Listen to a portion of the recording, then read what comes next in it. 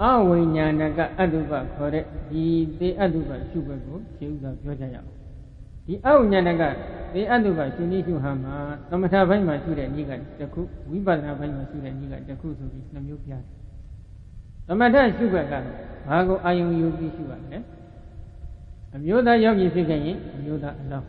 အမျိုးသမီးယောဂီဖြစ်ခဲ့ရင်အမျိုးသမီးအလောင်းကိုအာယုံယူပြီးတော့ဇံရအောင်ရှုဒီရှုနည်းလေဥစဉ်နည်းနည်းလေးအကြောင်းကြုံကြိုင်တုံထပ်ပြီးပြောပါနော်ဘုရားတော်ဒီအမျိုးသမီးတို့ကယောဂီအမျိုးသမီးတို့ဖြစ်ခဲ့ရင်ဘုရားကအရှုနဲ့ဥပက္ခဣက္ခရအောင်ဓမ္မတိထူထောင်လိုက်ထူထောင်ပြီးတဲ့အခါမှာမြင့်မြင်ဖို့နေတဲ့ပုဂ္ဂိုလ်နေတဲ့အမျိုးသမီးအလောင်းတစ်ခုရခဲ့ရင်ဘုံကောင်းတယ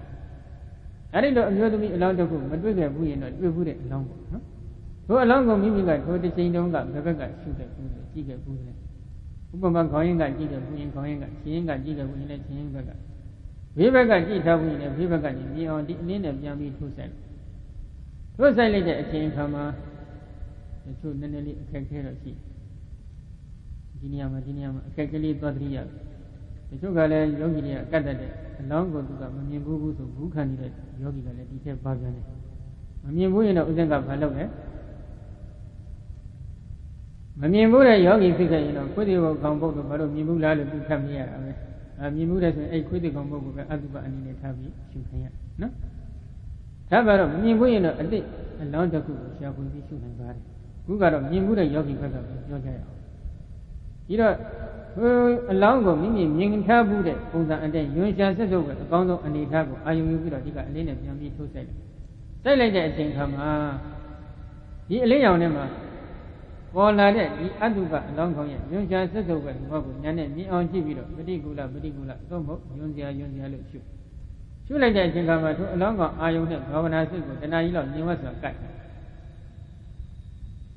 ်ဟောဒနာကတည်းကသုဒ္ဓဇံတမာတိရဲ့ဥပနိဒိယတတ္တိနဲ့ကျေစုပြုနေတဲ့အာပိထောက်ပါမှုအကူအညီကိုရနေတဲ့ဒီအတုပဘာဝနာစိတ်သည်တထိုင်အတွင်းမှာပဲလွယ်ကူစွာအတုပကမ္မထံကိုစီးပြန်လို့ရနိုင်ပါတယ်နော်ရတဲ့ပုဂ္ဂိုလ်ယောဂီအရေးအတွက်လည်းများကြပါတယ်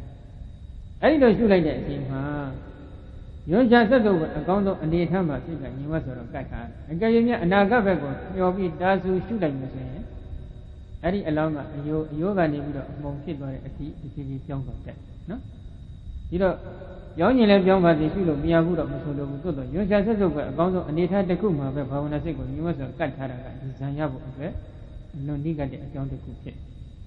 တဏှာကြီးလောက်ငြိမ်ပြီဆိုလို့ရှိရင်တော့ညီဝတ်တဲ့စိတ်ပြန်ကြည့်လိုက်ရင်ဝိတက်ဝိသရာပိဋိဒုက္ခဧကဂရခေါ်တဲ့ဆိုင်က၅ပါးသင်ရှားနေတယ်ဝိတက်ကယွန်ချဆက်စုပ်ပဲအလောင်းကောင်အာယုံပေါ်လို့စိတ်ကိုရှေ့ရှုတင်ပေးနေခြင်းသဘောဝိဇာရကဒီလုံယွန်ချဆက်စုပ်ပဲအလောင်းကောင်အာယုံကိုထက်ခါသုံးသပ်ဆင်ញင်နေတဲ့သဘောပိဋိကနှစ်သက်နေတဲ့သဘောဒုက္ခကချမ်းသာနေတဲ့သဘောဧကဂရကငြိမ်သက်ပြီးတည်နေတဲ့သဘောဘယ်လိုလုပ်ဒီအလောင်းကောင်ကြီးအပေါ်မှာပိဋိဖြစ်မလဲလို့မေးရရှိဘယ်နဲ့တော့ယောဂီတွေဘယ်လိုသဘောပေါက်ပฏิဘာကနမိတ်လောက်ကုသွားပြီဆိုရင်တော့လောင်းကောင်ကပုံသဏ္ဍာန်အသွင်လေးပြောင်းပြီးနည်းနည်းလေးလှလာတဲ့အဲ့ဒီအခါမှာຢာကဝင်လာတတ်လို့အမျိုးသားယောဂီကအမျိုးသားအလောင်းကိုသာရှုပါအမျိုးသမီးယောဂီကလည်းအမျိုးသမီးအလောင်းကိုရှုပါဆိုပြီးဒီလိုသင်ကြားထားဘာဝနာရဲ့စွန့်ရင်တတ်တိကြောင့်အလောင်းကောင်အာယုံနဲ့ဘာဝနာစိတ်ကြီးညီဝတ်စွာကတ်သွားရင်ဒီပီတိစွန့်အားလေးကိုပေါ်လာတတ်ပါတယ်နော်ပီတိဖြစ်ပါတယ်ငပိကိုပီတိဖြစ်အောင်လှုပ်ထားတဲ့ပုံစံပဲဟုတ်တယ်မလားဘာဝနာစွမ်းအားကြောင့်ပီတိကပေါ်လာတယ်အဲ့တော့ဒီဆိုင်က၅ပါးတဲ့ပို့ပြီးတော့ဒီကဒုတိယဇန်တတိယဇန်စသည်ကူးလို့မရဘူးပထမဇန်သမာဓိလောက်ပဲရဒါကသမထရှုနည်းနော်ဒီတော့အမျိုးသမီးဖြင့်အမျိုးသမီးအလောင်းအမျိုးသားဖြင့်လည်းအမျိုးသားအလောင်းပေါ်မှာဘာဝနာစိတ်ညီဝတ်စွာကပ်ပြီးဆိုင်က၅ပါးသင်ချအောင်ရှုတဲ့အနည်းပဲခုဝိပဿနာပိုင်းရှုနည်းကတော့အဲ့ဒီပုံစံမဟုတ်ဘူးဘယ်လိုပုံစံနဲ့ရှုရလဲအမျိုးသမီးအလောင်းအမျိုးသမီးယောဂီကအမျိုးသမီးအလောင်းရှုလည်းရတယ်အမျိုးသားအလောင်းရှုလည်းရတယ်အမျိုးသားယောဂီကလည်းအမျိုးသမီးအလောင်းကိုရှုလည်းရတယ်အမျိုးသားအလောင်းကိုရှုလည်းရတယ်။ဘာကြောင့်ဝိဇ္ဇာသုတ်တံမှာဘုရားရှင်ဒီတိရိမာရဲ့အလောင်းတစ်ခုကိုစံထားပြီးတော့ယဟန်ယောက်ျားပရိသတ်ယဟန်မိန်းမပရိသတ်လူယောက်ျားပရိသတ်လူမိန်းမပရိသတ်ခေါ်တဲ့ပရိသတ်၄ပါးလုံးကိုအတုပဘာဝနာစီးပြန်ဖို့ဟောထားတယ်ထုံးရှိတယ်။အဲ့ဒီထုံးသည်ဘယ်လိုရှုွယ်လဲလို့ဖြင့်ယထာဧတံတထဣတံယထာဣတံတထဧတံစသည်ဖြင့်ဘုရားဟောထားတယ်။ဣဇဒဗိဒ္ဓအကျဉ်းနှံရှုဒီတော့ခုဗိဒ္ဓမှာအလောင်းကောင်ကစံထားထားပြီးတိရိမာရဲ့အလောင်းဒီတိရိမာရဲ့အလောင်းကိုရွှေရှာဆက်စုပ်ပဲအကောင်းဆုံးအနေထားမှာဘုရားရှင်ကထားထား အဲ့ဒီအလောင်းကောင်ရဲ့ညွှန်ရှားဆက်ဆုပ်ပဲသဘောကိုဉာဏ်နဲ့မြင်အောင်ကြည့်ပြီးတော့အတုပဘာဝနာဒီမှာအရှုခိုင်းပြီးတော့ယွန်းစရာလို့ရှုလို့ရတယ်တော့မဟုတ်အတုပလို့ရှုလို့ရပါတယ်နော်အဲ့တော့ယွန်းစရာဆက်ဆုပ်ပဲအကောင်းဆုံးအနေထားမှာဘာဝနာစိတ်ကိုညီမစွာကပ်ပြီးအတုပလို့ရှုအဲ့ဒီလိုရှုလိုက်တဲ့အချိန်ခါမှာဘာဝနာစိတ်ကဒီအလောင်းကောင်အပေါ်မှာတော့ညီမစွာကတ်သွားလို့အတုပအရှင်ရကသင်လာပြီဆိုလို့ရှိရင်ဇံရတဲ့အထိစောင့်နေတယ်ဘာလို့လဲမိမိအစ္ဆဒဟာလည်းထိုနည်းလည်းကောအတုပပဲလို့ဉာဏ်နဲ့မြင်အောင်ပြန်ပြီးကြည့်ရသူ့လိုပုတ်ပွားပြီးသင်နေတဲ့မိမိရဲ့ပုံကိုဉာဏ်နဲ့ကတ်ဆောင်ပြီးကြည့်လိုက်လို့မိမိသင်ပြီးပုတ်ပွားနေတဲ့ပုံပေါ်လာပြီဆိုလို့ရှိရင်မိမိသင်နေတဲ့ပုတ်ပွားနေတဲ့အလောင်းကောင်ကိုလည်းအတုပလို့ရှုရရှုပြီးရင်တခါတော့မူလအလောင်းကောင်ကိုလည်းတစ်ဖန်ပြန်ပြီးတော့အတုပရှုရအဲ့ဒီလိုအစ္ဆဒတလည်းဗိဒတလည်းအစ္ဆဒတလည်းဗိဒတလည်းထက်ခါရှုပြရအဲ့ဒီလိုထက်ခါရှုလို့ဘာဝနာဆုံးအကထက်လာတဲ့အခါမှာဘာဖြစ်တတ်တယ်လဲလို့မေးရင်တော့တခြားကိုရာဂဖြစ်နေတဲ့ပုဂ္ဂိုလ်တွေကိုပြောင်းရှုလို့ရတယ်။တက်ရှိတ attva တွေကိုပြောင်းရှုရာဂဖြစ်နေတဲ့ပုဂ္ဂိုလ်တွေကိုပြောင်းပြီးအတုပသဘောဖြစ်အောင်လှမ်းရှုလို့ရတယ်။ဒါဘာဝနာရဲ့ဆွမ်းအားပဲနော်။အဲ့ဒီလိုဘာဝနာဆွမ်းအားဖြင့်ရှုလိုက်တဲ့အချိန်ကဘာဖြစ်လဲ။အတုပဘဝေတဘာရာဂတပခဏာယဘုမေဂိယသုတ်တန်စတဲ့သုတ္တုတ္တန်ဒီမှာဘုရားဟောထားတယ်။ရာဂကိုချိုးနှိမ်ပဲဖြစ်ရေးအတွက်ဒီအတုပဘာဝနာကိုပွားပေးပါဆိုပြီးဒါဟောထားတယ်။လက်နဲ့ကောင်းတစ်ခုပဲ။ဒီတော့မိမိကဘယ်ပုဂ္ဂိုလ်အပေါ်မှာရာဂဖြစ်တယ်။ခုနကလိုအစ္ဆဒဗိဒတဌာနမှာအတုပသဘောကိုသွက်နေအောင်ရှုထားတတ်ပြီဆိုလို့ရှိရင်ဗိဒရာ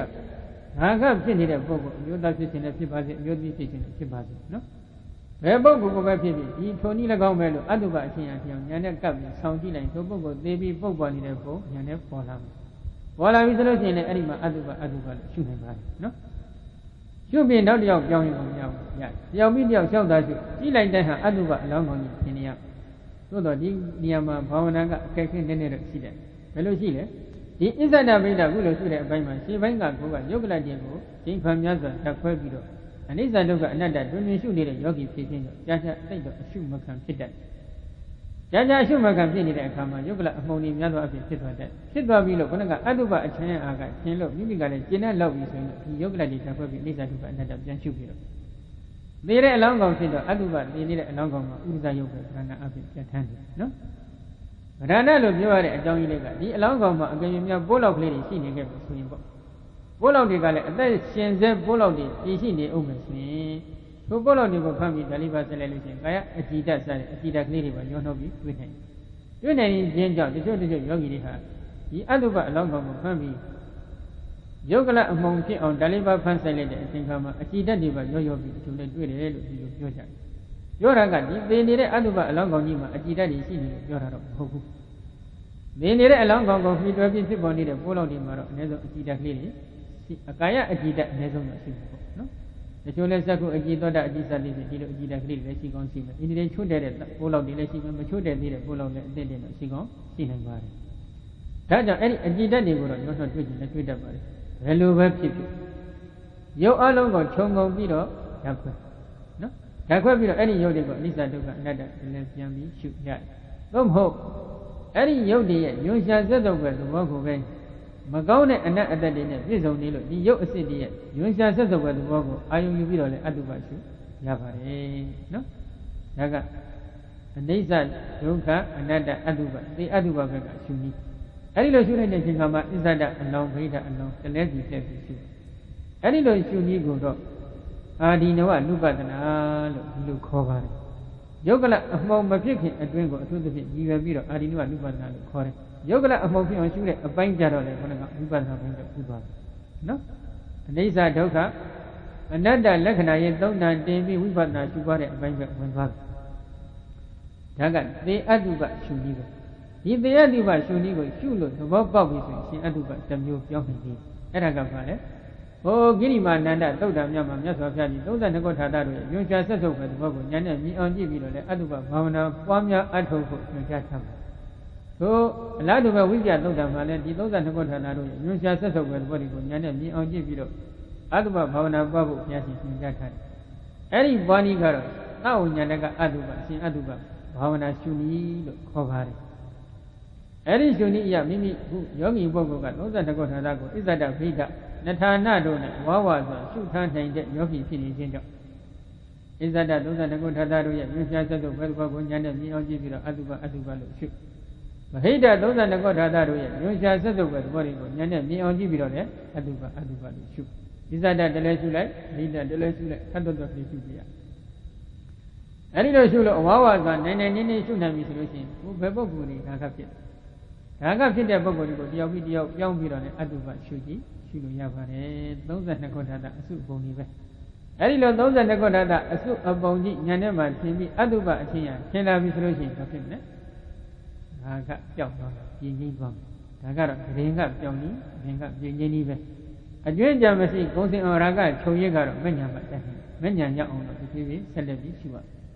ဒါကဥစ္စတို့စัจ जा ကာလလေးမှာဝိပဿနာရှုနေရင်ဝိပဿနာဉာဏ်တွေကလည်းမဆုံးသေးဘူးမရင်ကျက်သေးဘူးထိုချိန်ခါမျိုးမှာမိမိရဲ့တဏ္ဍာမှာရာဂတွေကဝင်ရောက်ပြီးနှိမ့်ဆက်လာခဲ့ရင်ဒီရာဂတိုက်ဖြည့်ရေးအတွက်ဘုရားရှင်ကညွှန်ကြားပေးနေတဲ့ဝိပဿနာဘိုင်းအတုပရှုပဲဖြစ်ပါတယ်နော်ကဲသဝိညာဏကအတုပအဝိညာဏကအတုပနှမျိုးပြီး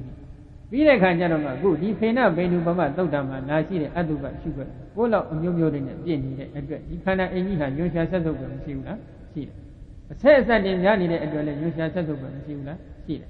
အပေါင်းအမျိုးမျိုးတွေနဲ့ပြည့်နေတဲ့အတွက်ညွှန်ရှားဆက်စုပ်ပဲမရှိဘူးလားရှိတယ်အဲ့ဒီအပေါင်းအမျိုးမျိုးတွေကိုအာယုံယူပြီးတော့လည်းအတုပရှုနိုင်တယ်အဆက်အဆက်အမျိုးမျိုးတွေနဲ့ပြည့်စုံပြီးညွှန်ရှားဆက်စုပ်ပဲသဘောတွေကိုဉာဏ်နဲ့မြင်အောင်ကြည့်ပြီးတော့လည်းအတုပလို့ရှုနိုင်တယ်ကိုယ်လောက်တင်နဲ့ပြည့်နေတဲ့ဒီခန္ဓာအင်ကြီးကိုဉာဏ်နဲ့မှမြင်အောင်ကြည့်ပြီးတော့လည်းအတုပလို့ရှုနိုင်ပါတယ်ဒါကအတုပဘာဝနာရှုနည်းရုပ်ပိုင်းနော်ဒီတော့ဒီဖေနပင်ဒီမှာသုတ်တန်လေးကိုပဲနည်းနည်းပြန်ဆက်ကြအောင်ဒီတော့အနိစ္စလို့ရှုမယ်ဒုက္ခလို့ရှုမယ်အနတ္တလို့ရှုမယ်အတုပလို့ရှုမယ်အဲ့ဒီလိုရှုပြီးပြီဆိုလို့ရှိရင်နောက်တစ်ခုပါဆက်လို့ရမယ်ဒီရင်မြုပ်ဆိုင်ကိုကြည့်လိုက်မယ်ဆိုလို့ရှိရင်ခေါင်းဆုံးစပြည်တယ်လာတာလေးကဘာကပြည်တယ်လဲရည်စီလောက်ရည်ဒီလောက်ရှိတဲ့ရင်မြုပ်ဆိုင်ကြီးတွေပြည်တယ်လာခဲ့ဟိုးပြဖြားလောက်ထိန်းကမြဖြားလောက်ကနေစနော်အဲ့ဒီရင်မြုပ်ဆိုင်လောက်ရှိတဲ့ရင်မြုပ်ကလေးတွေကနေတစ်ခုနဲ့တစ်ခုသွားပြီးပေါင်းစပ်ရင်းနဲ့နောက်တော့တစ်ဖြည်းဖြည်းကြီးပွားလာလိုက်တာတောင်ထုတ်လိုက်အင်းထုတ်လောက်အထိရင်မြုပ်ဆိုင်ကြီးကြီးပွားလာတယ်အဲ့ဒီပုံစံအတိုင်းပဲနော်ဘုရားတို့ဒီခန္ဓာအင်းဒီသမှာယုတ်တွေကဘယ်လိုသဘောရှိလဲ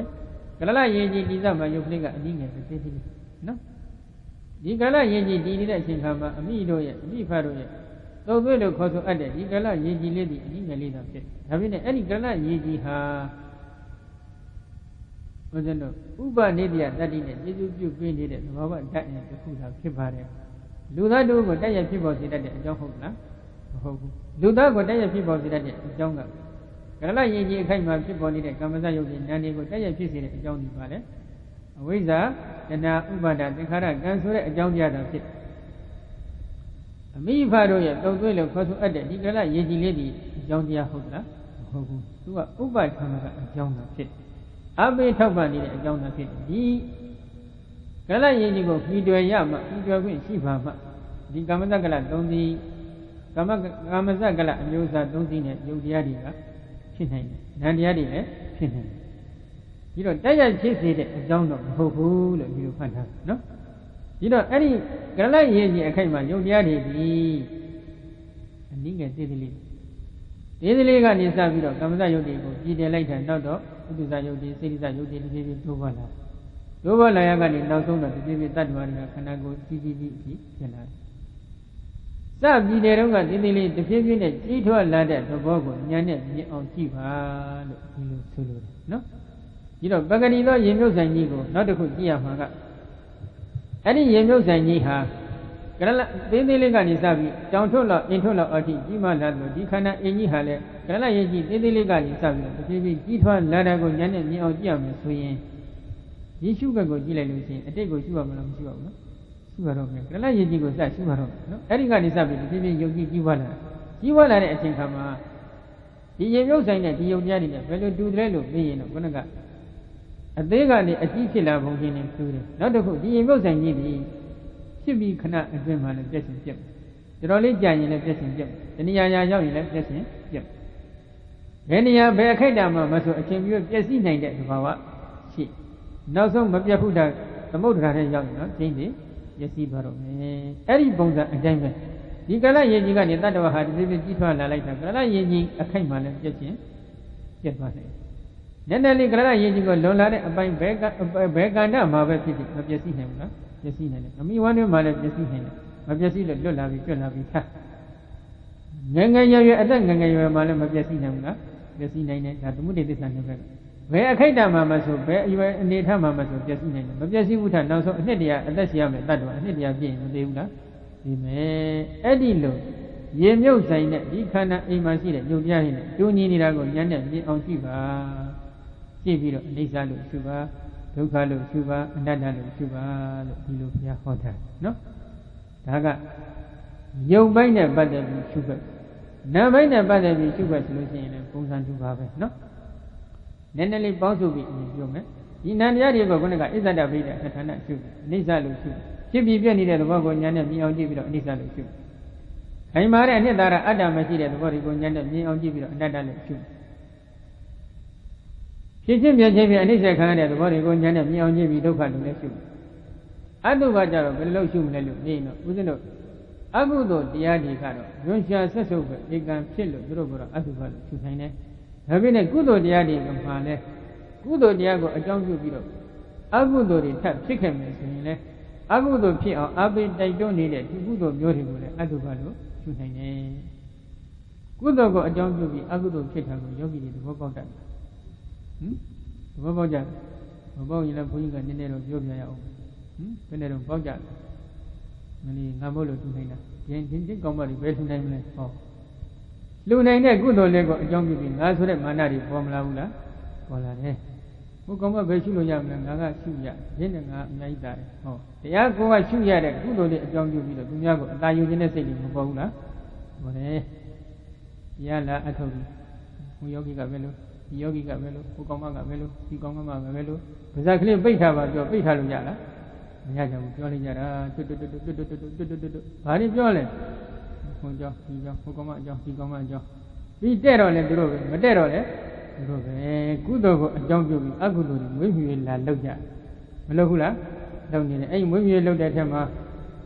ဒီလားရှင်ကြီးလည်းပါခြင်းပါလိမ့်မယ်လို့ထင်တယ်တော်တော်ခမများတော့ပါလိမ့်မယ်ထင်ပါတယ်ဟုတ်တယ်မဟုတ်လားအကုသိုလ်မွေးမြူတွေလာပြီးလုပ်နေကြကုသိုလ်ကိုအကြောင်းပြုပြီးတော့အကုသိုလ်တွေဖြစ်တယ်အဲ့ဒါကြောင့်အဲ့ဒီလိုကုသိုလ်မျိုးကိုလည်းဘာလို့ရလဲအတုပလို့ရှုပါဒါပြောတာနော်ဒီတော့ဒါကခြုံပြောတာဒါပြည့်နဲ့မြတ်စွာဘုရားကတစ်ဆင့်တက်ပြီးတော့ဝေဒနာနုပါဒနာလေးထပ်ပြောကြရနော်ခန္ဓာ၅ပါးနည်းနဲ့ရှုခြင်းလည်းရတယ်ဒါယုံနာနှစ်ပါးခွဲရှုနှစ်ပါးခွဲမရှုခဲ့နဲ့ခန္ဓာ၅ပါးနည်းနဲ့ရှုဖို့ကိုလည်းမြတ်စွာဘုရားခေနပင်ဒီဘုံမှာအတုတ္တမှာဟောထားတာလေးနည်းနည်းဆက်ဖတ်ပြနော်တရားဓာပိဘေခွေတရတသမိထုံလာဖုတိတကေဒေဝေဝတ္တံတေဥဒကေဥဒကပုဂ္ဂုလဥပစ္စတိစေဝနိရောဓတိသာဘေခဝေจิตယတို့တရားဓာပိဖြစ်တဲ့ဇေယနှိုက်ခိုင်းဖွယ်ရလောကဥပမာတိကတရတသမယေမိုးလာတို့ဤအဆုံးနောက်ဆုံးတစ်ဆောင်မုံလာအခါ၌ထုံလာဖုတိတကေကြီးစွာသောမိုးသည်မိုးပေါက်ရှိသောဒေဝေမိုးသည်ဝတ္တံတေရွာသွန်းလက်ခဲ့သည်ရှိသောဥဒကေရေထဲ၌ဥဒကပုတ်ဖုံလံရေဘွက်သည်ဥပ္ပစ္စတိစေဝဖြစ်ပြီးဖြစ်ပေါ်၍လာ၏ဤတော့စတိစာချုပ်ပြီးထုတ်ပြ၍သွားလေ၏ဒီဆောင်မုံလာအခါဆိုတာကတော့ဦးဇင်းတို့အိန္ဒိယရဲ့ယာတိဥတုအနေနဲ့ပြောတာပါပဲဦးဇင်းတို့ဗမာနိုင်ငံယာတိဥတုအနေထားနဲ့ပြောမယ်ဆိုလို့ရှိရင်တော့ဝါထက်တဲ့နှစ်များဖြစ်ခဲ့ရင်တော့တော်သတင်းလာလောက်ပေါ့နော်ဝါမထက်တဲ့နှစ်ဒီမွန်ပြည်နယ်အနေနဲ့အတိအကျပြောမယ်ဆိုရင်တော့ဝါထက်တဲ့နှစ်ဖြစ်ခဲ့မယ်ဆိုရင်တော်သတင်းလာလောက်ဝါမထက်တဲ့နှစ်ဖြစ်ခဲ့မယ်ဆိုရင်တော့ရေပုံရအပြင်ခင်းကျိုးလာလောက်ပါပဲနော်အဲ့ဒီအချိန်ခါမှာဘုဒ္ဓနိညတ်တွေကရွာတဲ့ပုံစံလိုပေါ့နော်မိုးသည်မိုးပေါက်ကြီးတွေကြီးကျယ်တဲ့မိုးကြီးတစ်ခုရွာသွန်းချလိုက်ပြီးတော်သတင်းမိုးကစင်းကျိုးဆိုတဲ့မိုးမျိုးပဲနော်အဲ့ဒီလိုရွာလိုက်တဲ့အချိန်ခါမှာရေဝက်တွေထတယ်အဲ့ဒီရေဝက်ကလေးတွေဖြစ်လိုက်ပြက်လိုက်ဖြစ်လိုက်ပြက်လိုက်ဖြစ်လိုက်ပြက်လိုက်တဲ့ရေပေါ်မှာရှိမြင်မှုကြတယ်နော်ဘုရားတို့မိုးရွာချလိုက်ပြီဆိုလို့ရှိရင်ရေကပြုံးနေရေညီနေတဲ့နေရာမှာဆိုရင်ရေတွေကပြုံးနေစီးမသွားသေးဘူးရေဟာတစ်လက်မှနှစ်လက်မှသုံးလက်မှလေးလက်မှစသည်ဖြင့်ထူးနေတယ်ရေတူးတယ်ရှိနေတဲ့အပေါ်မှာမိုးရေပေါက်ကထပ်ပြီးသွန်းချလိုက်ပြီဆိုလို့ရှိရင်ဘူပေါင်းလေးတွေရေဘက်ကလေးတွေတက်လာတယ်အဲ့ဒီရေဘက်ကလေးတွေဖြစ်လိုက်ပြက်လိုက်ဖြစ်လိုက်ပြက်လိုက်ဒီလိုနေတယ်ဒါကိုပြောနေနော်တ ဓမေနသက္ခုမပုရိသောပတိယနိစ္စယိယယောနိသောဥပပရိခေယတတ္တတံပတ္တတောနိစ္စယတောယောနိသောဥပပရိခတောဗိတကိညေဝခာယေယဒုစကိညေဝခာယေယအတ္တရကိညေဝခာယေယယိဟိတိယဘိခဝေဥဒကပုဂ္ဂုံလိတာရောဘိခဝေจิตယံတို့ဓမေနထိုရေဘွက်ကိုသက္ခုမမန္တသက္ခုပညာသက္ခုဟုခေါ်ဆိုအပ်သောနှမျိုးသောသက္ခုအမြင်ရှိသောပုရိသောယောက်ျားသည်ပတ္တိယကြည့်ရှုလျာ၏နိစ္စရေယစွစွဆိုင်ဆိုင်ကြည့်ရှုလျာ၏ယောနိသောနိမန္လံမှန်ဟုတ်မှန်သောအကြောင်းတရားအဖြစ်ဥပပရိခေယပညာတဝင်ဆင်းခြင်းလျာ၏တန်ထိုရေဘွက်ကိုပတ္တတော်ကြည့်ရှု၍နေသောနိစ္စယတော်စွစွဆိုင်ဆိုင်ကြည့်ရှု၍နေသောယောနိသောနိမန္လမဟုတ်မှန်သောအကြောင်းတရားအဖြစ်ဥပပရိခာတော်ပညာတဝေဆင်ញ၍နေသောတတ္တထိုယံရဲ့အတိညာတတ္တထိုယောက်ျားရဲ့အတိညာ၌ရိတ္တကေညေဝနေသာဒုဝဒုက္ခသူဘဟုနေသာဒုဝဒုက္ခအတ္တဟုသောအနှစ်မှစိတ်သုံးသည်ဟု၍သာလင်ခါရရထင်လျာ၏ဒုစကေညေဝနေသာဒုက္ခဒုဝအတ္တဟုသောအနှစ်မှမိအချင်းကြီးဟု၍သာလင်ခါရရထင်လာရ၏အတ္တရကိညေဝနေသာဒုက္ခဒုဝအတ္တဟုသောအနှစ်မရှိဗလာဟု၍သာလင်ခါရရထင်လာလျာ၏ဘိခဝေจิตယံတို့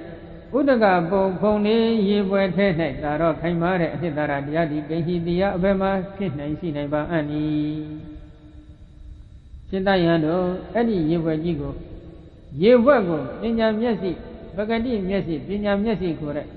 မျက်စိအမြင်နှမျိုးရှိနေတဲ့ယောက်ျားတဦးကကြည့်ရှုတယ်စူးစူးဆိုင်ဆိုင်ကြည့်ရှုတယ်နိမလက်မှအဖြစ်နှလုံးသွင်းစဉ်းကျင်ရှုပွားကြည့်တယ်အဲ့ဒီလိုကြည့်လိုက်တဲ့အချိန်ခါမှာထိုယောက်ျားရဲ့အတိညာနဲ့မှဘယ်လိုပေါ်လာလဲဒီရေပွဲကြီးဟာရိတ္တကနေဆဆိုတဲ့ခိုင်မြဲတဲ့အနှစ်သာရဒုဝဆိုတဲ့ခိုင်ခန့်တဲ့အနှစ်သာရဒုက္ခဆိုတဲ့ချမ်းသာတဲ့အနှစ်သာရအတ္တဆိုတဲ့အသက်ကောင်းလေးပြောကောင်းဝိညာဉ်ကောင်းအတ္တဆိုတဲ့အနှစ်သာရတွေစိတ်သုံးနေတဲ့တရားကြီးပဲနေဆဒုဝဒုက္ခအတ္တဆိုတဲ့အနှစ်မမိအချင်းကြီးတရားကြီးပဲနေဆဒုက္ခဒုဝအတ္တဆိုတဲ့အနှစ်မရှိတဲ့အနှစ်မဲ့နေတဲ့ဗလာတရားကြီးတစ်ခုပဲလို့ဒီလိုသူ့ရဲ့ဉာဏ်နဲ့မှမြင်လာလိမ့်မယ်။ဘာကြောင့်လဲစိတ္တယံတို့ဒီရေဝဲထဲမှာနေဆဆိုတဲ့ခိုင်မာတဲ့အနှစ်သာရဒုဝဆိုတဲ့ခိုင်မာတဲ့အနှစ်သာရဒုက္ခဆိုတဲ့ခိုင်မာတဲ့အနှစ်သာရအတ္တဆိုတဲ့ခိုင်မာတဲ့အနှစ်သာရတွေဘယ်မှာရှိနေပါ့မလဲ။ဒါကဥပမာစကားရနော်။အဲ့ဒီဥပမာစကားရဟောပြီးတဲ့အခါမြတ်စွာဘုရားဥပမယအနေနဲ့ယဟန်ဒီဘက်ကိုဘယ်လိုလှည့်ဆုံးပါလဲ။ဒီဝမေဝခောဘိကဝေယဂတိဝေရဏအတိဒါနာဂတပိစုပ္ပန္နာဣဇတံဝဗိဒဝဩလရိကဝသုခုမဝဟိနဝပဏိတဝယာတုရေတံတိကေဝယံဘိက္ခုပတ္တတိနိစ္စယတိယောတိသောဥပပရိခတိတတ္တတံပတ္တတောနိစ္စယတောယောတိသောဥပပရိခတောဗိတကိညေဝခာယတိဒုက္ခကိညေဝခာယတိအတ္တရကိညေဝခာယတိဣဟိတိယဘိက္ခဝေဝေဒနာယတာရောဘိက္ခဝေจิตယံတို့ဧဝမေဝခောဤဥပမာအတုသာလျင်အတိဒါနာဂတပိစ္ဆုပန္နအတိနာကပိစ္ဆုပန်ဖြစ်သောယာကစီဝေရဏယာကစီဝေရဏအကျဉ်အလုံးစုံယာကစီဝေရဏအလုံးစုံသောဝေဒနာတရားဒီ၎င်းဣဇဒဝဣဇဒမူလိဖြစ်သောဗိဒဝဗိဒမူလိဖြစ်သောယာကစီဝေဒနာအလုံးစုံသောဝေဒနာတရားဒီ၎င်းဩရရိကံဝါယုံရင်ကျမ်းတန်ဒီမူလိဖြစ်သောဒုက္ခမဝသိမ့်မနုညာတိမူလိဖြစ်သောယာကစီဝေဒနာအလုံးစုံသောဝေဒနာတရားဒီ၎င်းဒုရေဝအတိညာနှင့်ဝိဒီနာဝယုံညာတိမူလိဖြစ်သောပဏိတာဝမောမြတ်တိမူလိဖြစ်သောယာကစီဝေဒနာအလုံးစုံသောဝေဒနာတရားဒီ၎င်းဒုရေဝအတိညာနှင့်ဝေဒီမူလိဖြစ်သောတန်တိကေဝအတိညာနှင့်နိတိမူလိဖြစ်သောယာကစီဝေဒနာအလုံးစုံသောဝေဒနာတရားဒီ၎င်းအဖြစ်ရှိ၏တန်ထို17မျိုးသောအကျင့်အဖြစ်တည်နေတဲ့ဝေဒနာတရားကိုဘိက္ခုယောဂီယဟန်တော်သည်ပတ္တိဝိပဿနာဉာဏ်ပညာမျက်စိဖြင့်ကြည့်ရှု၏နေသာယတိဝိပဿနာဉာဏ်ပညာမျက်စိဖြင့်သုဆိုင်ဆိုင်ကြည့်ရှု၏ယောနိသောနိမလမဟုတ်မှသောအကြောင်းတရားအဖြစ်ဥပပရိခတိပညာတဝင်ဆင်ခြင်း၏တန်ထို17မျိုးသောအကျင့်အဖြစ်တည်နေတဲ့ဝေဒနာတရားကိုပတ္တတော်ဝိပဿနာဉာဏ်ပညာမျက်စိဖြင့်ကြည့်ရှု၍နေသောနေသာယတော်ဝိပဿနာဉာဏ်ပညာမျက်စိဖြင့်သုဆိုင်ဆိုင်ကြည့်ရှု၍နေသောယောနိသောနိမလမဟုတ်မှသောအကြောင်းတရားအဖြစ်ဥပပရိခတော်ပညာတဝင်ဆင်ញ၍နေသောတတ္တထိုယံရဲ့အတိညာ၌ ဟိတကေညေဝနေသာဒုဝဒုက္ခအတ္တဟူသောအနှင်းမမီအချင်းကြီးဟူ၍သာလင်ဟိတကေညေဝနေသာဒုဝဒုက္ခအတ္တဟူသောအနှစ်တုံးမှစိတ်သုံးသောတရားဟူ၍သာလင်ခယတိထင်လာ၏ဒုက္ခကေညေဝနေသာဒုဝဒုက္ခအတ္တဟူသောအနှင်းမမီအချင်းကြီးသောတရားဟူ၍သာလင်ခယတိထင်လာ၏အတ္တရကေညေဝနေသာဒုဝဒုက္ခအတ္တဟူသောအနှစ်မပါဗလာတရားဟူ၍သာလင်ခယတိထင်လာ၏ဘိခဝေဖြစ်တယံတို့ဝေဒနာယဝေဒနာတရား၌သာတော့ခိုင်မာတဲ့အဖြစ်သာရတရားသည်သာရောနေသာဒုဝဒုက္ခအတ္တဟူသောခိုင်မာတဲ့အဖြစ်သာရတရားသည်ဒိဟိတိယအဘမဖြစ်နိုင်ရှိနိုင်ပါအနိဝေဒနာကိုလည်းပုံစံတူထပ်ပြီးပြန်ခေါ်လိုက်နော်ဝေဒနာကိုဘာနဲ့ဥပမာပေးခေါ်လဲရေဘွက်နဲ့ဥပမာပေးပြီးခေါ်ထားနော်အဲဒီတော့ဒီနေရာမှာဦးဇင်းတို့ယောနိသောဥပပရိက္ခဏီဆိုတဲ့အပိုင်းလေးလည်းပါတယ်ဝိပဿနာဉာဏ်နဲ့အနိစ္စဒုက္ခအနတ္တရှုဖို့ဆိုတဲ့အပိုင်းလည်းပါတယ်အဲ့ဒီနှစ်ပိုင်းမှာယောနိသောဥပပရိက္ခနိမလမ်းမှန်အဖြစ်ပညာတော့ဆင်ခြင်ကြည့်တယ်ဆိုတာကဘယ်လိုဆင်ခြင်တာလဲလို့မေးရင်ဝေဒနာဘိကဝေအနိစ္စယောပိဟေတုယောပိပစ္စယောဝေဒနာယဥပ္ပါဒယသောပိအနိစ္စအနိစ္စတံဗုဒ္ဓံဘိကဝေဝေဒနာကုတောအိဋ္ဌံဘဝိတတိပုံစံတူပဲဟာလေစိတ္တယံတို့ဝေဒနာတရားသည်အနိစ္စဖြစ်တယ်မှန်တယ်ဒါပေမဲ့လို့ဝေဒနာတရားကိုဖြစ်ပေါ်စေတတ်တဲ့တိုက်ရိုက်ဖြစ်ပေါ်စေတတ်တဲ့ဟေတုအကြောင်းတရားလည်းရှိတယ်အဘိထောက်ပနေတဲ့ပစ္စယဥပထံဘကအကြောင်းတရားတွေလည်းရှိတယ်အဲ့ဒီအကြောင်းတရားတွေကိုယ်တိုင်ကအနိစ္စဖြစ်နေကြတယ်ဆိုတာတို့ဒါကြောင့်အနိစ္စဖြစ်တဲ့အကြောင်းတရားတွေကြောင့်ဖြစ်ပေါ်လာရတဲ့ဒီဝေဒနာတွေဘယ်မှလျှင်အနိစ္စဖြစ်နေပါမလဲဆိုပြီးဒီလိုဘုရားဟောထားတယ်ဒီရှုခွက်ကဘာပြောတာဝိဇ္ဇာဖြစ်ခြင်းကြောင့်ဝေဒနာဖြစ်၏ဝိဇ္ဇာချုပ်ခြင်းကြောင့်ဝေဒနာချုပ်ဝိဇ္ဇာလည်းဖြစ်ပြအနိစ္စဝေဒနာလည်းဖြစ်ပြအနိစ္စတဏှာဖြစ်ခြင်းကြောင့်ဝေဒနာချုပ်၏တဏှာဖြစ်ခြင်းကြောင့်ဝေဒနာဖြစ်၏တဏှာချုပ်ခြင်းကြောင့်ဝေဒနာချုပ်၏တဏှာလည်းဖြစ်ပြအနိစ္စဝေဒနာလည်းဖြစ်ပြအနိစ္စစသဖြင့်ဒီလိုရှုရမယ်ရှုခွက်ဒီတော့ဝေဒနာကိုတိုက်ရိုက်ဖြစ်စေတဲ့ဝေဒနာဆိုတာကတော့အသုတ္တဝိဝိပ္ပဝေဒနာတွေကိုမြင်ထားပါနော်တိုက်ရိုက်ဖြစ်စေတတ်တဲ့အကြောင်းကတော့ဝိဇ္ဇာတဏှာဥပါဒံသင်္ခါရခန္ဒီပဲအဘိထောက်ပံ့နေတဲ့အကြောင်းက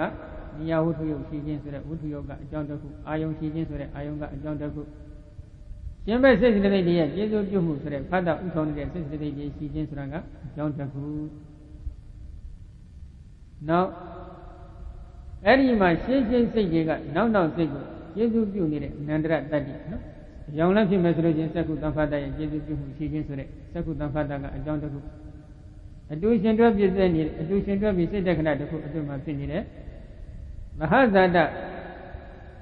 စိတ်စေတသိက်လို့ခေါ်ဆိုအပ်တဲ့ဖတ်တာဥဆောင်နေတဲ့နန္တရားရဲ့ကျေစုပြုမှုကအကြောင်းတစ်ခုအနန္တရတ္တိဖြင့်ရှင်းရှင်းမှာကန့်နေတဲ့စိတ်ရဲ့အကြောင်းပြုမှုအကြောင်းတရားအနေနဲ့ကျေစုပြုပေးမှုကအကြောင်းတစ်ခုစသဖြင့်ဖတ်တာတွေကိုသုံးမျိုးလောက်လည်းခေါ်နိုင်ပါတယ်နော်ရှုွက်ကိုဉာဏ်နဲ့သင်ပေးထားပါတယ်ဒါကြောင့်အဲ့ဒီဝုဒ္ဓရဲ့အာယုံရဲ့ဖတ်တာရဲ့စတဲ့ဒီအကြောင်းတရားတွေကဥပဓမ္မကအဘိထုတ်ပံနေတဲ့အကြောင်းတွေပဲအဲ့ဒီနန္ဒကအကြောင်းကိုလို့ခေါ်ဆိုအပ်တဲ့ဝိဇ္ဇာတနာဥပါဒသင်္ခါရကံရောဥပဓမ္မကအကြောင်းပြည့်စရာအကြောင်းလို့ခေါ်ဆိုနေတဲ့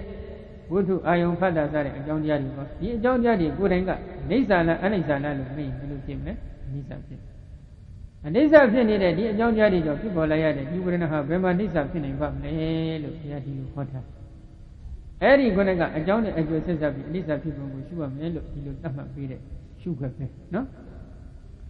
ဒါကြောင့်ဦးဇင်းတို့ဒီအနိစ္စဖြစ်ပုံကိုသဘောပေါက်လို့ဒုက္ခအနတ္တလည်းပုံစံတူပဲဘုရားဟောထားပါတယ်နော်ဒီတော့ဆိုလိုရင်းကတော့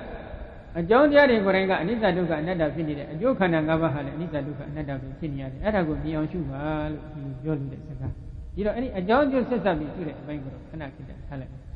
ခုဒီမှာဝေဒနာနဲ့ပတ်သက်ပြီးဘုရားရှင်ဟောထားတဲ့အပိုင်းမှာဝေဒနာနဲ့ရေဘွက်နဲ့ဗမာတူတယ်လို့ဘုရားဟောထားတော့ဝေဒနာနဲ့ဒီရေဘွက်ဒီဘယ်ပုံဘယ်ပတ်ဘယ်နည်းနဲ့အပြင်တူလဲဒီနော်ဒီပုံကတော့ဦးဇင်းတို့ဒီရေဘွက်ကလေးကိုကြည့်လိုက်ရေဘွက်မှာနိစ္စဆိုတဲ့အနှစ်ရဲနေတဲ့နိစ္စဆိုတဲ့အနှစ်ဒုဝဆိုတဲ့ခင်ကန်းတဲ့အနှစ်ဒုက္ခဆိုတဲ့ချမ်းသာတဲ့အနှစ်အတ္တဆိုတဲ့မပြတ်မစည်းပဲအကျိတ်ခဲအခိုင်အမာတည်နေတဲ့အတ္တဆိုတဲ့အနှစ်ရှိသလားမရှိဘူးရေဘွက်မှာအဲ့ဒီလိုနိစ္စလို့ဒုဝလို့ ဒုက္ခလို့အတ္တဆိုတဲ့အနှစ်တွေမရှိသလိုဝေဒနာမှလည်းနိစ္စမြဲနေတဲ့အနှစ်သာရမရှိဘူးဒုဝခိုင်ခံ့နေတဲ့အနှစ်သာရမရှိဘူးဒုက္ခချမ်းသာနေတဲ့အနှစ်သာရမရှိဘူးချမ်းသာတယ်ဆိုတာကတော့ဒီပါဖြစ်ပြီးပြည့်နေတဲ့တရားလေးတွေဖြစ်ပြီးတဲ့ချက်ချင်းပြည့်နေတဲ့တရားလေးတွေအဲ့ဒါကမင်းသိချမ်းသာတာပဲလို့ပြောလို့ရပါမလားမရဘူးဒါဖြစ်ပြီးပြည့်နေတဲ့သဘာဝကိုဉာဏ်နဲ့မြင်နေလို့ပြောချမ်းသာမှုစဉ်စဉ်မရှိဘူးအကယ်၍ဖြစ်ပြီးမပြတ်ဖက်နဲ့အကျင့်ခဲအခိုင်မာအနှစ်သာရအဖြစ်တည်နေတယ်ဆိုလို့ရှိရင်ချမ်းသာတယ်လို့ပြောခြင်းပြောလို့ရနိုင်တယ်ပေါ့ဖြစ်ပြီးတဲ့ချက်ချင်းကြောက်နေတဲ့တရားတွေကိုချမ်းသာလှပြည့်ချမ်းသာလှပြည့်လို့ပြောနေလို့ရှိရင်မှန်ပါမလားမမှန်ဘူးဒါပြောတယ်နော်ပြီးတော့နေဆဆိုတဲ့အနှစ်သာရလည်းမရှိဘူးဒုဝဆိုတဲ့ခိုင်ခံ့တဲ့အနှစ်သာရလည်းမရှိဘူးဒုက္ခဆိုတဲ့ချမ်းသာတဲ့အနှစ်သာရလည်းမရှိဘူးဘာကြောင့်နောက်တစ်ခုအတ္တဆိုတဲ့ခိုင်မာတဲ့အနှစ်သာရလည်းမရှိဘူးဘာကြောင့်လဲအနိစ္စတာဧကံဖြစ်နေတယ်ဒုက္ခတာဧကံဖြစ်နေတယ်အနတ္တတာဧကံဖြစ်နေတယ်အဲ့ဒီသဘောကိုဉာဏ်နဲ့မြင်အောင်ကြည့်ရမယ်လို့ဒီလိုဆိုလို့ဒါကဝေဒနာနဲ့ရုပ်ဝက်တူယုံမှာတူတဲ့ဥပမာနော်နောက်တစ်ခုဝေဒနာမှာကြည့်လိုက်မယ်ဆိုလို့ရှိရင်ရုပ်ဝက်ကိုကြည့်လိုက်လို့ရှိရင်အဖလသူ့မှာခိုင်မာတဲ့စွမ်းအားမရှိဘူးအဂတုဘကသွားပြီးဂိုင်းရုပ်ဝက်ကလေးကိုသွားပြီးဂိုင်းတွယ်ကြည့်မယ်ဆိုရင်ဂိုင်းတွယ်လို့မရဘူးဘယ်လိုမရလဲဒီရုပ်ဝက်ကလေးကိုယူဂိုင်းကြည့်မယ်ဆိုရင်ဂိုင်းတွယ်လို့မရဘူးဘယ်လိုဂိုင်းတွယ်မရတယ်လဲလို့မြင်ရင်တော့ဒီရုပ်ဝက်ကလေးကိုဂိုင်းပြီးတော့ဖလကခေါ်တဲ့ပြင်ချက်ကလေးတစ်ခုပြုလုပ်မယ်သို့မဟုတ်နေရာထိုင်ကုန်လေးတစ်ခုပြုလုပ်မယ်ဆိုပြီးတော့အဲ့ဒီလိုဥတည်ကျက်ပြင်သွားပြီးဒီရုပ်ဝက်ကလေးကိုဂိုင်းကြည့်ဂိုင်းလို့ရမလားမရဘူးဂိုင်းလိုက်ဒီနဲ့ဒီပြင်နဲ့ဘာဖြစ်သွားမလဲပြက်သွားမယ်အဲ့ဒီပုံစံအတိုင်းပဲတဲ့ဝေဒနာဟာလည်းအဗလသူ့ကစွမ်းအားမရှိတယ်ဒီဟာဘယ်လိုစွမ်းအားမရှိတာလဲလို့မင်းခိုင်ခံ့အောင်တည်တတ်အောင်ဆက်လက်ပြီးကြီးနေနိုင်တဲ့စွမ်းအားသူ့မှာမရှိဘူးအဂေယုဘကသူ့ကိုနှိစ္စလို့သွားကဲသွားကင်တွယ်ကြည့်မယ်ဆိုရင်ဝေဒနာဒီကင်တွယ်လို့မရဘူးဘယ်လိုကင်တွယ်တာလဲလို့မင်းဒီဝေဒနာဒီနှိစ္စတရားပဲမြဲတဲ့နှိစ္စတရားပဲလို့သွားကင်ကြည့်ကင်လို့ရလားမရဘူးတို့ကခိုင်ခံ့တဲ့တရားပဲလို့ဒီခံစားမှုဝေဒနာလေးကိုသွားပြီးဂိုင်းတွဲကြည့်ဂိုင်းတွဲလို့ရလားမရဘူးဒုက္ခလို့ဂိုင်းတွဲကြည့်ဂိုင်းတွဲလို့ရလားမရဘူးဒီမှာဆိုလိုတဲ့ဒုက္ခကတော့သင်္ခါရဒုက္ခကိုဥပ္ပေထားတယ်နော်ပြည့်ချင်းပြည့်ချင်းတန်ကျုပ်ဖြင့်နှိစ္စခံရတဲ့တရားတွေကိုဒုက္ခလို့ပြောမလားဒုက္ခလို့ပြောမလားဆိုဘယ်လိုပြောမလဲဒုက္ခပဲနော်ဒုက္ခဆိုတာကညာကြီးခိတ်တန်လေးခံစားမှုလေးဖြစ်တုံးနေတာဒုက္ခပြတ်သွားတာ ਨੇ ဒုက္ခပဲဟုတ်တယ်မလားဒါကြောင့်တိတိဒုက္ခဝိပရိနာမဒုက္ခဆိုပြီးတော့ဟောဓမ္မဒိနာနဲ့ဝိသခါတို့အမိဖေမှာအတိအကျဟောထားပါတယ်နော်ကဲဆိုကြစို့အတ္တလို့သွားကင်ကြည့်လဲကင်လို့ရမလားမရဘူးတဲ့ဒါကြောင့်ပဂတိယုတ်ဝက်ဒီအကိုင်းတွယ်မခံတယ်လို့ဒီဝေဒနာဟာလည်းနိစ္စဒုက္ခဒုက္ခအတ္တလို့သွားကင်တဲ့ကြည့်ရင်ကင်တွယ်လို့မရတဲ့အနေအချင်းလေဝေဒနာနဲ့ယုတ်ဝက်ဒီပမာတူတယ်နောက်တစ်ခုအကယ်၍မြဝေဒနာကိုမိမိတို့ကလူမိုက်ခက်ဆန်ဆန်အမြင်နဲ့ဒီဝေဒနာလေးကအိဋ္ဌပဲဒီဝေဒနာလေးကဒုက္ခပဲဒီဝေဒနာလေးကအတ္တပဲဒီဝေဒနာလေးကဒုက္ခပဲစသည်ဖြင့်သွားပြီးကိုင်းကြည့်ဒီဝေဒနာလေးကဒုက္ခပဲခင်ကနေတရားပဲလို့သွားကိုင်းကြည့်ကိုင်းတဲ့အတိုင်းကဒုက္ခကိုကယူဆတဲ့အတိုင်းသူတည်နေမလားမတည်ဘူးတဲ့ဘာဖြစ်လဲကိုင်းပြီးတယ်နဲ့ဖြစ်ပြီးတယ်နဲ့ဒုက္ခပြည့်နေတယ်တရားနော်ဒါကြောင့်ကိုင်းတွယ်လို့မရတဲ့သဘောအဖြစ်လေဒီဝေဒနာနဲ့ရုပ်ွက်ပြီးပမာတူတယ်နောက်တစ်ခုရုပ်ဘက်ကလေးတွေကြည့်လိုက်မယ်ဆိုလို့ရှိရင်ရုပ်ဘက်တိုင်းဒီဘာဖြစ်လဲဖြစ်လိုက်ပြက်လိုက်ဖြစ်လိုက်ပြက်လိုက်ပေါ်လိုက်ပြောလိုက်ပေါ်လိုက်ပြောလိုက်ပေါ်လိုက်ပြောလိုက်နေတယ်မိုးတိတန်ကရွာသွန်းနေလို့အောက်ကရင်မြင့်နေပြီမှာရေတွေကတလက်မနှစ်လက်မဘာတမိုက်စသည်ဖြင့်ရှိနေတဲ့နေရာမျိုးမှာရုပ်ဘက်ကလေးတွေကိုထိုင်ပြီးမိုးတိမိုးပေါက်ပြင်းပြင်းထန်ထန်ကြာနေတဲ့အချိန်ကထိုင်ကြည့်လိုက်ရင်ရုပ်ဘက်တိုင်းဒီပုဂ္ဂိုလ်ရှိပြီးတော့ပေါ်လိုက်ပြောလိုက်ပေါ်လိုက်ပြောလိုက်ပေါ်လိုက်ပြောလိုက်ဖြစ်ကြာမြင့်စွာတည်တတ်တဲ့သဘောရှိလားမရှိဘူးအလားတူပဲဒီဝေဒနာဟာလည်းဖြစ်ပြီးတာနဲ့ပြတ်သွားတယ်ကြာရှိစွာတည်တဲ့သဘောမရှိဘူးဘလောက်ထိကြာရှိစွာမတည်လဲလို့မေးဧကိသရဏခဏေကောတိတတ္တသဟတသင်္ခါဥပ္ပိစိတ်တော်နိရောဓတိဒါလေးကိုကြည့်ကြည့်ပြီးတော့မျက်စိတမေလျာပြီးတပြည့်အတွင်းမှာနန္တရားတည်းဒီဂရေတသိမကဖြစ်ပြီးပြတ်တယ်ဆိုပြီးဒီလိုဆိုကြနော်ဒီတော့ဧကိသရခဏေဆိုတာကတော့ရှေ့တုန်းကတော့လက်ဖြစ်တဲ့အတွက်လျှက်တစ်ပြည့်နော်မျက်စိတမိတ်လျှက်တစ်ပြည့်အတွင်းလက်ဖြောက်တစ်ပြည့်အတွင်းနော် Arikala action to Malibu Nandiari body the Dahada Denka, great day Maga Fibiro, great day Yedakano Fibiro, Chogari, so you point her, and will not go when it went. You know, you guys Yarogara, the Yamatabi, Sinhavare. Yes, it may be out of the Lepi de Dolo, Paso Ada, the Singa Galali Adwema. A deep ejaculated incident, Jolo, Hobabu, a long Yaza, a king bone Yaza, the Madonna of Tibi, Jolo in the city of John Center. No? They be Lilian Tibi. Arilo, Lilian Tibi, Jamisa, Didan at the Bosila, Nadiadi, Gurinadi, Didan at the Bo, Masibu. You know, you were the Jamisa, Madida, the low, Wina Hale, Jamisa, Madida, the Bo, you were there. My two Gane, John the Cook, no? Not a cook. You were Lego Nangila Mesolution, you were the Udaga Dalalo for a union everything of Asia. The Lama of two needed union Indian Tomo, Nelema, Dolema Sadi, Lina Mangalema Sadi, two needed union Indian here. Udaga Bendu for a Moyabo Jana, here.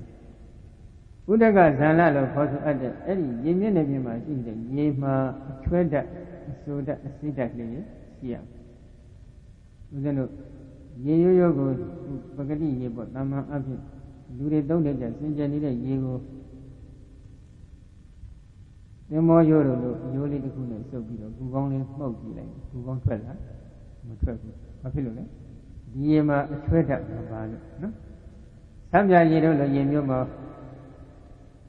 The more you let that dog below, who only smoky like, who won't tell her. I don't know, a trade. Any Bongama was an offhand in Yenavim. Yenavim got 12 minutes, that of our so that I see that a trade here. I got a young duck. Not a cook. Then got the Buddha and got to a Gana. Any Yenavim, I think that the trade that Barney and illegal first soup beetle. Who only pay on, don't bring needed while you're duck in there. See, I may. Only a jump on the channel, leave it. No? Yemian season, way about judging. Yemian Mama, a treasure season. So young beaters who only see on smoke women while you're there, season, so a young legal for them. Any a young legal, so you might be young legal, especially you work at people like that. Any bona and then may, wouldn't have me out to your season. And that's the Ayo, season. You leave that a soda, a cedar. Hadaya said to a beautiful Tigam, I own that beauty who Tigam, Sijan, the John Leger, bouncing when I live. I look a John dear absent. A John dear goes, what you be people absent within a net, you went from us today, the sugar was in a blizzard mobile, don't you said you should have been it?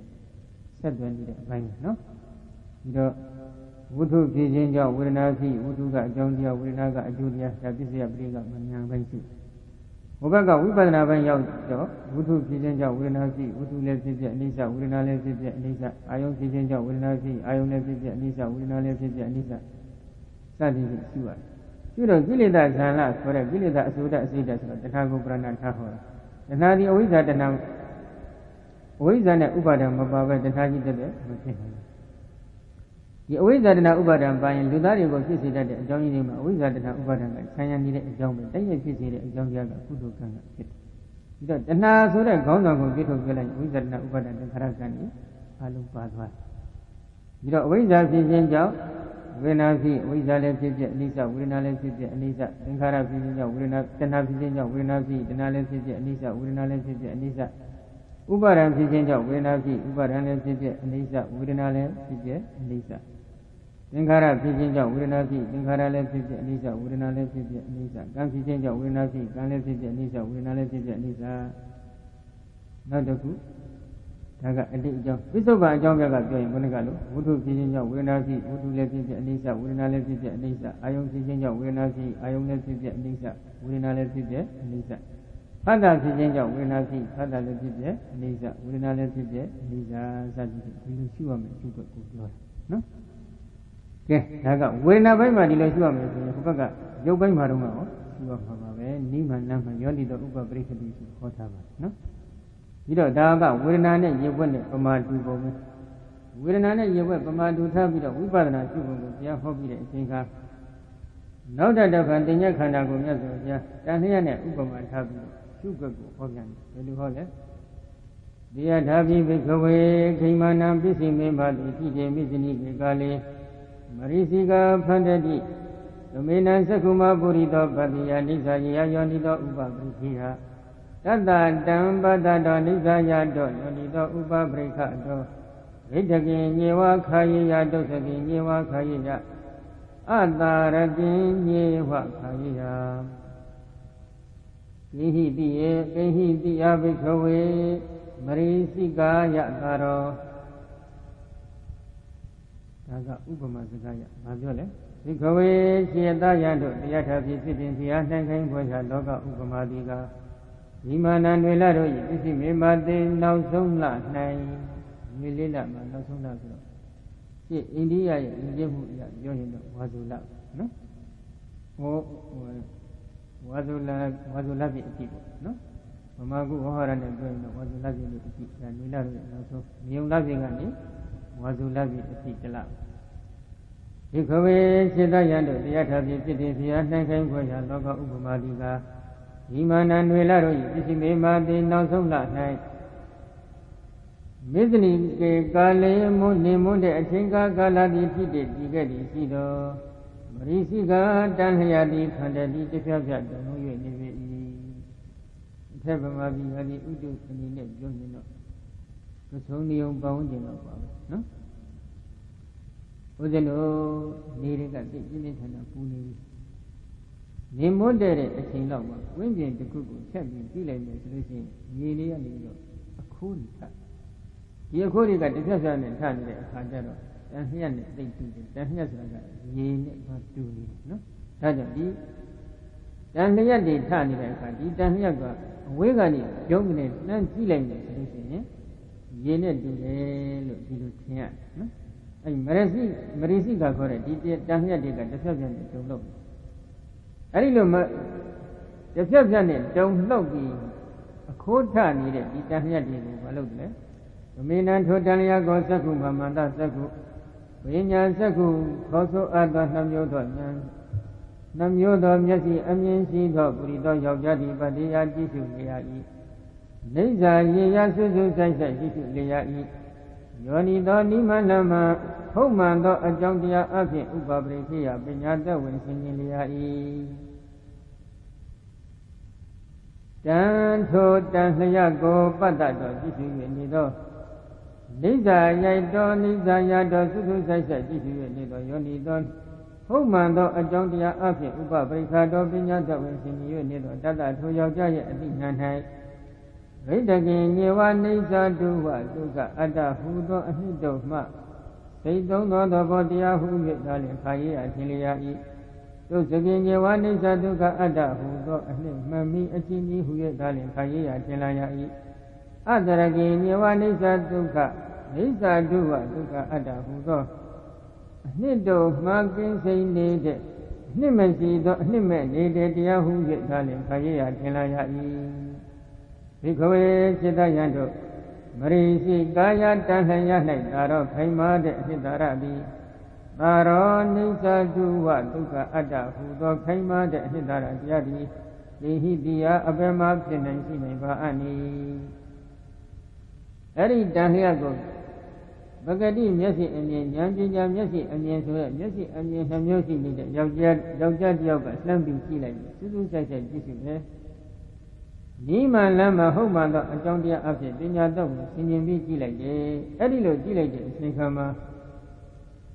ထိုယောက်ျားရဲ့အဋ္ဌဉာဏ်ထဲမှာဘယ်လိုပေါ်လာလဲဒီတန်လျက်ဟာနေဆာဆိုတဲ့အနှစ်နေဆာဆိုတဲ့နဲတဲ့အနှစ်ဒုက္ခဆိုတဲ့ခိုင်ခံတဲ့အနှစ်ဒုက္ခဆိုတဲ့ချမ်းသာတဲ့အနှစ်အတ္တဆိုတဲ့အသက်ကောင်းစိတ်ဘာကောင်းဝိညာဉ်ကောင်းအတ္တကောင်းလို့ခေါ်ဆိုအပ်တဲ့အနှစ်အဲ့ဒီအနှစ်တွေမှာအချင်းကြီးဖြစ်နေတဲ့တရားပဲအနှစ်မှပါဗလာတရားပဲအနှစ်တွေမှာစိတ်သုံးနေတဲ့တရားပဲလို့ဉာဏ်ထဲမှာထင်လာတယ်။ဘာကြောင့်လဲစေတယံတို့ဒီတန်လျက်မှာနိစ္စဆိုတဲ့မြဲတဲ့အနှစ်တရားဒုက္ခဆိုတဲ့ခိုင်ခံ့တဲ့အနှစ်တရားဒုက္ခဆိုတဲ့ချမ်းသာတဲ့အနှစ်တရား Ada sore Ada ane dia bema sini ba mle soပြီးတော့မြတ်စွာဘုရားဥပမာအနေနဲ့ဟောပြီးတဲ့အချိန်ကကြတော့မှဥပမေယအနေနဲ့နိုင်ခိုင်းပေါ်ရဥပမာဟောပြီးတဲ့အခါဥပမေယအနေနဲ့မြတ်စွာဘုရားဗာဆက်ဟောလဲဧဝမေယခောဘိကဝေယာဂတိဝေရဏအတိတနာဂတပိစုကနာဣဇဓမ္မဗိဓမ္မဩလာရိကဝတုခုမဝတိနဝပဏိဓမ္မယန္တိတေတန္တိကေဝယာတုရေတန္တိကေဝတံဘိက္ခုပတ္တိနိစ္စယတိယောနိတောဥပပရိက္ခတိတတတံပတ္တတောနိစ္စယတောယောနိတောဥပပရိက္ခတောဣတကိညေဝခာယတိဒုစကိညေဝခာယတိအတ္တရကိညေဝခာယတိကိဟိတိယဘိက္ခဝေပညာယတာရောဘိက္ခဝေจิตယံတို့ဧဝမေဝခောဤတံလျာဥပမအတုသာလျင်အတိဒါနဂတပိစုပန္နအတိအနကပိစုပံမူလိဖြစ်သောယာကစီအလုံးဝေဒနာအလုံးစုံသောဝေဒနာဒီ၎င်းဣဇဒဝဣဇဒမူလိဖြစ်သောဘိက္ခဝဘိက္ခမူလိဖြစ်သောယာကစီဝေဒဘိက္ခမှန်တော်ပညာနော်ဘိက္ခဝေจิตယံတို့ဧဝမေဝခောဤတံလျာဥပမအတုသာလျင်အတိဒါနဂတပိစုပန္နအတိဒကပိစုပံဖြစ်သောယာဂစီတင်ညာအလုံးစုံသောတင်ညာတရားဒီ၎င်း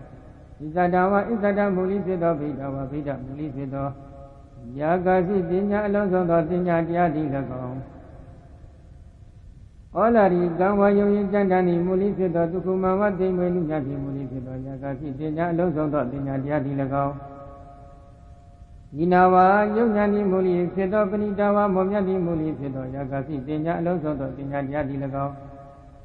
ဝိရဝအတိညာနှင့်ဝေတိမူလိဖြစ်သောတဏှိကေဝအတိညာနှင့်ဤတိမူလိဖြစ်သောယာဂစီတင်ညာအလုံးစုံသောတင်ညာတရားဒီ၎င်းအတ္တိရှိ၏တန်တော32မျိုးသောအချင်းအဖြစ်တည်နေတဲ့တင်ညာတရားကိုဘိက္ခုယောဂီယဟန်တိပတ္တတိဝိပဿနာဉာဏ်ပညာမျက်စိဖြင့်ကြည့်ရှု၏နိစ္စယတိဝိပဿနာဉာဏ်ပညာမျက်စိဖြင့်သုစိုက်ကြည့်ရှု၏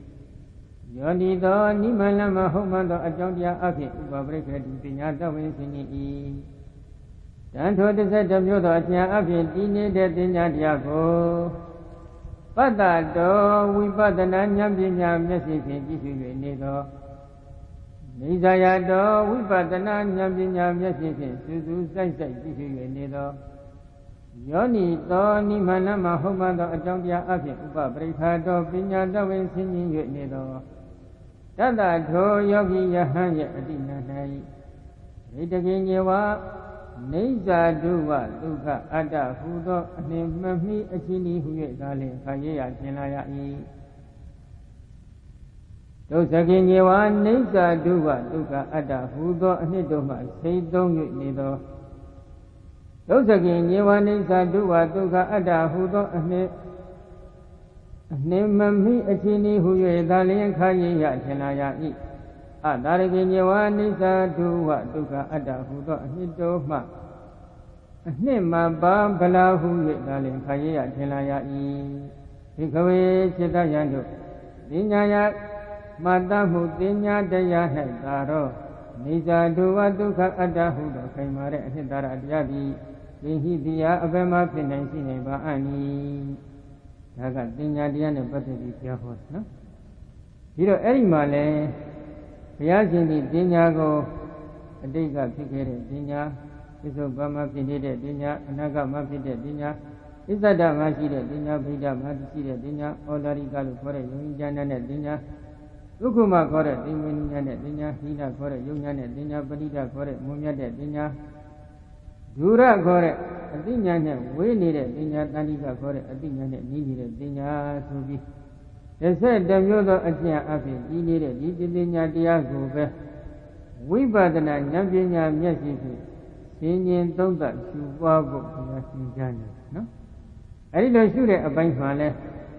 နိစ္စလို့ရှုရမယ်ဒုက္ခလို့ရှုရမယ်အနတ္တလို့ရှုရမယ်ဆိုနေဖြစ်နော်ဒါဖြင့်လည်းယောနိသောဥပပရိက္ခတိနိမန်လမ်းမှဟုတ်မှသောအကြောင်းတရားအဖြစ်ပညာတတ်ဝင်ဆင်ခြင်ပြီးရှုရတယ်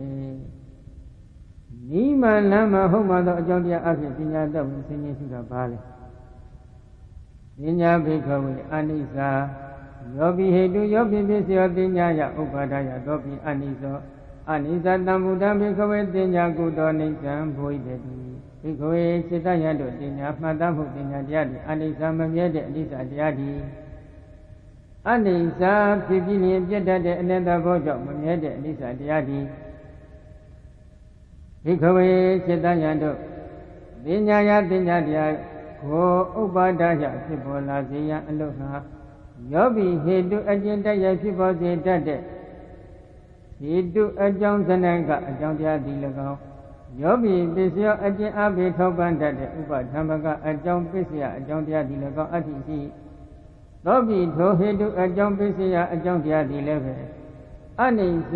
မမြဲတဲ့ပြည်လျင်ပြတ်တတ်တဲ့အနတ္တဘောကြောင့်မမြဲတဲ့အနိစ္စတရားသာသည်အနိစ္စသမ္ဗုဒ္ဓံ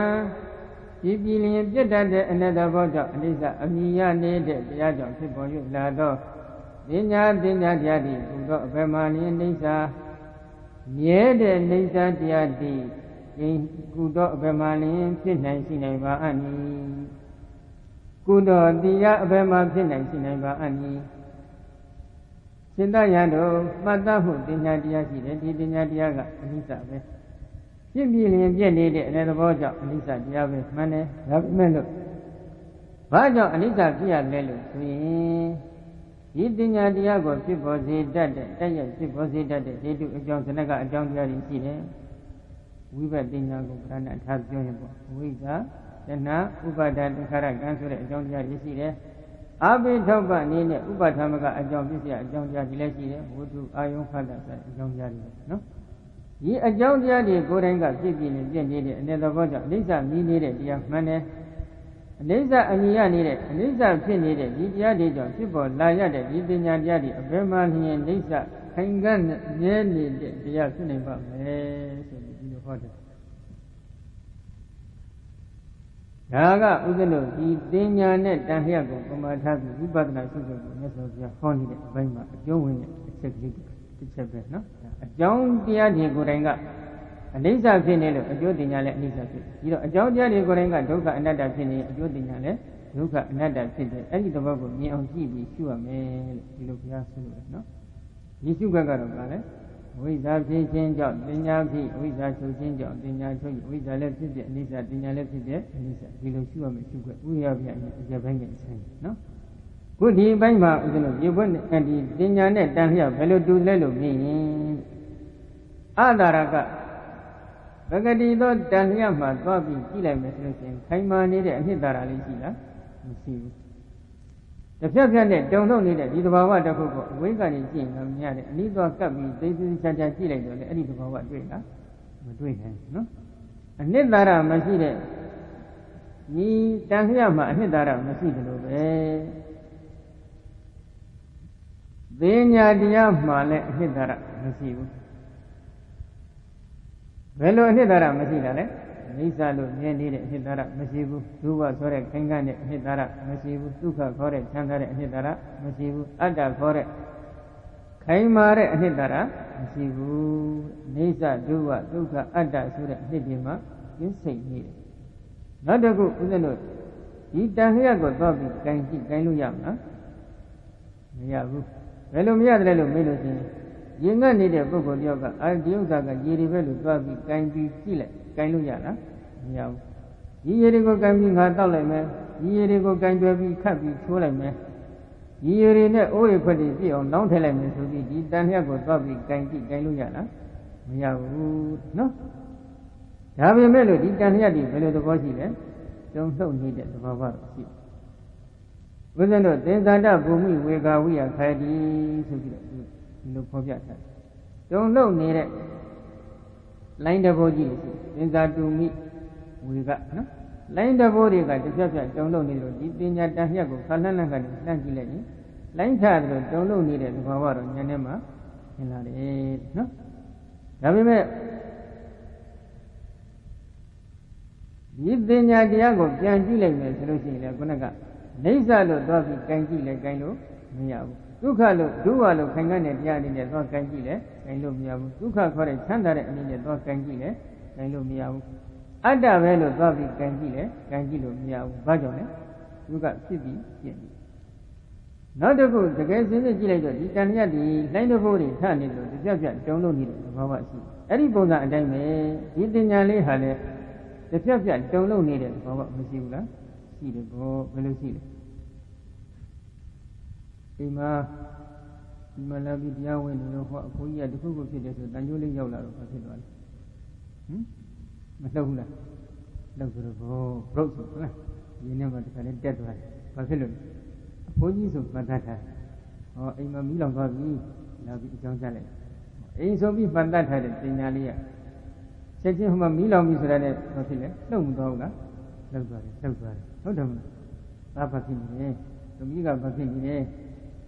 အကြောင်းတစ်ခုခုကြားလိုက်ပြီဆိုလှုပ်မသွားဘူးလားလှုပ်သွားဒါဒီတင်ညာပဲပတ်သက်ထားဒါကသားလို့ပတ်သက်ထားတယ်ဒါကသမီးလို့ပတ်သက်ထားတယ်ဒါကအဖိုးကြီးလို့ပတ်သက်ထားတယ်ဒါကအဖွားကြီးလို့ပတ်သက်ထားတယ်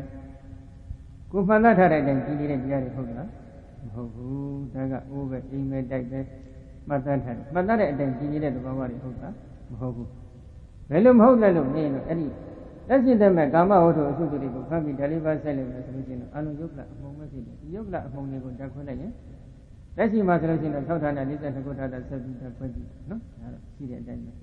လက်မဲ့အရာဝတ္ထုဖြစ်လို့ဖတ်ပြီးဒါလေးပါဆက်လိုက်လို့အမှုံဖြစ်သွားဒီအမှုံတွေတက်ခွင့်လိုက်ရင်ဘောတရားရှိခုရွှေကိုတက်ခွဲကြည့်ဝေကိုတက်ခွဲကြည့်သဘောတရားရှိခုပဲအလုံးတူသွားတယ်